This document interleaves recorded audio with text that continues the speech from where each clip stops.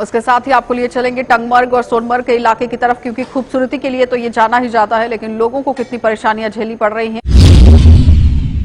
آپ دیکھیے، آپ خود بھی آئے یہاں نیچے 2 کلومیٹر تقریباً اسی روڈ سے، آپ نے دیکھا ہے روڈ کیسا ہے سر۔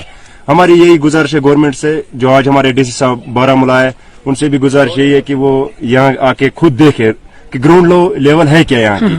تقریباً 20 سال سے سر، اس ٹائم میں چھوٹا بچہ تھا جس ٹائم میں روڈ نکالا گیا تھا، اس ٹائم وہ جب ووٹ مانگنے آتے تھے اس ٹائم تو برف 2-2 3 فٹ ہوتی تھی، اس ٹائم وہ یہاں آتے تھے، لیکن جب آج دھوپ میں نہیں آتے، وہ جب ان کو اپنی ووٹ چاہیے تھا اس ٹائم تو وہ ننگے پاؤں آتے ہیں یہاں پہ، لیکن جب ووٹ مل گیا تو پھر کوئی دیکھتا بھی نہیں ہے۔ ڈیمانڈ ہماری سر یہی ہے، مہربانی کر کے مہربانی کر کے ہماری یہ مسئلات حل کرے یہاں پہ۔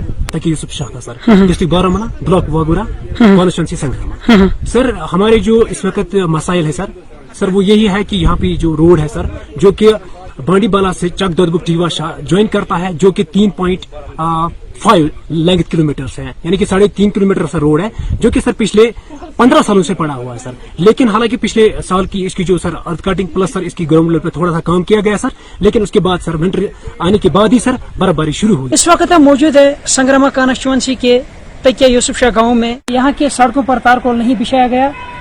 اب یہاں کے لوگوں نے گورنر انتظامیہ سے اپیل کی ہے ان سڑکوں پر جلد از جلد بلیک ٹاپ کیا جانا چاہیے تاکہ یہاں کے عام لوگوں کو راحت مل سکے۔ عادل ڈار، JK 24/7 نیوز۔